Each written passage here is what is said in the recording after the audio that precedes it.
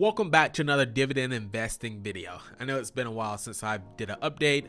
If you haven't already, check out my 2-year dividend investment video. It should pop up here in the corner, and I also put it in the show notes as well. Well, anyway, welcome back to the channel. My name is Lewis Pike. We talk about all things money here. We talk about how you can start having your money work for you instead of against you, so you can become a generational changer. Because in the end, we all want our money to work for us instead of against us. Anyway, if you're new to the channel and you haven't already, go ahead and hit that subscribe button. Go ahead and like the video and drop a comment below. That helps get the video out there to more people and helps it to get more reach. Well, anyway, let's jump into today's video.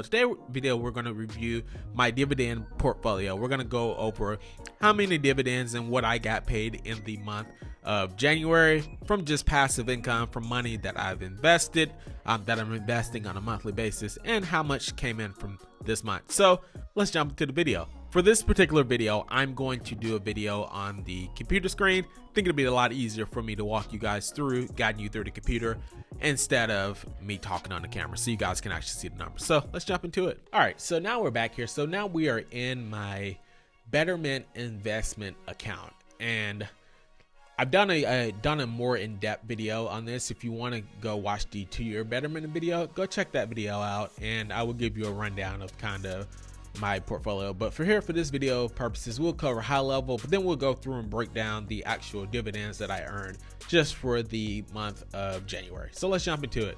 So I have this account here. So I have a primarily a personal dividend investing account here, which is about $19,500 in here, and then I have a Roth IRA account that I have set up in here as well. So total is about a little bit over $24,000 that we have here in the account. So let's jump into it and let's see how well we did in the month of January. So I'm going to go here and let me just adjust the dates here to the 1st of January, and then we'll adjust this date here to the end of January. So we're just seeing January's investment. So January, I've only got paid out. These are just the dividend investments here. So these are the amounts that I got paid out on this day. So you can see, again, I've only got paid out for just money that's just been sitting in the account. This is money that has come in passive just for me personally investing into the different ETF or stocks each month. So let's jump into it, and I'll show you guys exactly where these came from and the exact breakdown. So on here, most of these came from the Vanguard investments that I have set up that I'm investing to. So I got 248 here, 877 here, 220, and 322 here, and all these came in on the 2nd. And then I got another amount of 2387 on the 2nd. Again, these came from Vanguard as well. 939, 212, and 1236. Most of the stocks and funds that are going to be breaking up within this portfolio are going to be either Vanguard stocks or Vanguard bonds that I have my money into. For this particular portfolio, I am in the process of diversifying it, but I'll talk about that later in the video. All right, so last but not least here, this is on the 3rd. Again, got another pretty big payment. This is just from one of my Vanguard funds here.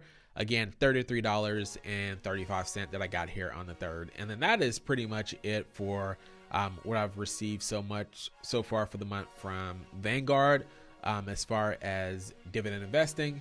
And then I'm going to pull up my Robinhood account here as well, so you guys can see that. And right now, I'm gonna do a more in-depth video on the Robinhood account, and I'll show you guys. I'm gonna show you guys a little bit more of what I plan to do with this Robinhood account. So right here on Robinhood, so if we go here to account, and then let's just go to click on history here. And we can see that just for the month of January on the 15th, I got a 23-cent dividend from Realty Income. Like, as you can see here, this portfolio is very new. I just started it back in the 1st of December. Haven't really done much with it. I bought a few shares here with Realty Income and bought some with Ford. I got a free one with the GoPro, another free one here as well. This is going to be strictly just dividend investing that I'm going to do with this particular portfolio. I'm going to do another video here that should come out later this week in a few days that's going to talk about my dividend investment plan with this particular portfolio, and then I'm going to show you guys the stocks that I bought recently, but that will come in the next few days. So I only got 23 cents there, so not very much activity going on with the Robinhood account. Anyway, let's jump back into the video.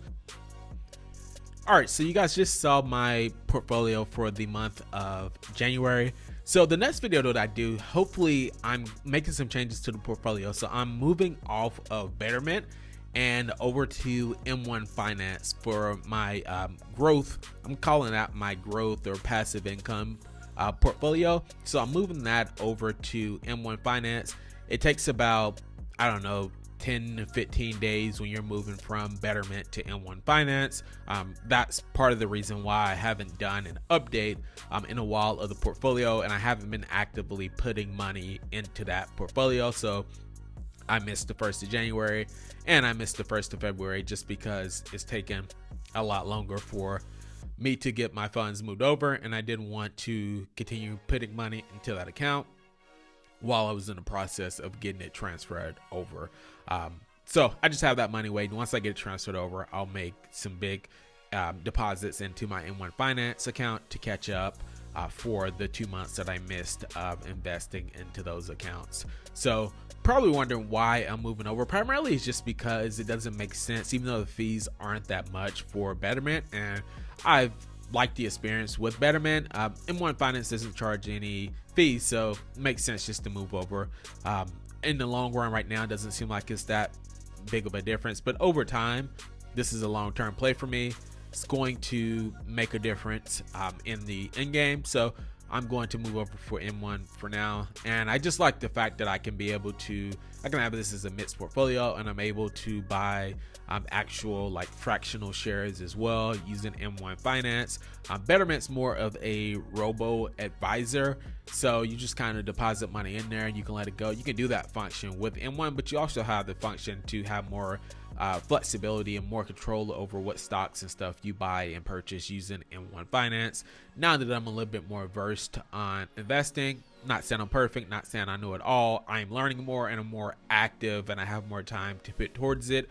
I felt M1 Finance to just be a better fit for me moving forward. So I'll do an update once I'm in M1 Finance. I'll do an M1 Finance tutorial and I'll walk you guys through my portfolio on M1 Finance, and hopefully by the time I do the next video, everything is transferred over and I can continue to do these updates using my M1 Finance portfolio. And also the good thing is too, with M1 Finance, you can basically just I can go in and just copy the exact setup that I have with Betterment, but they transfer it all over for you, so it's going to be transferred over exactly, and then I can go adjust my allocations amounts as well once they get transferred over. But really like the functionality, really like the interface, like the flexibility to be able to have more control over my investing.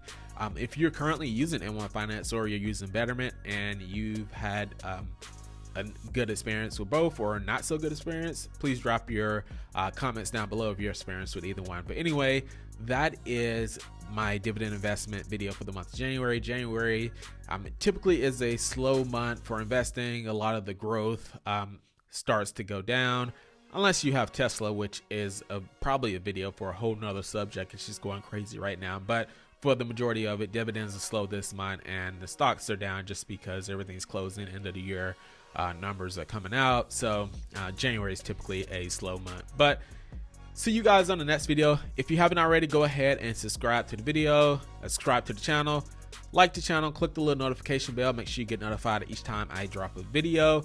And also, if you want to get more in depth of kind of know more of the breakdown of my current growth investment portfolio, click on my Betterment 2-year results video, check it out. I go into more details there.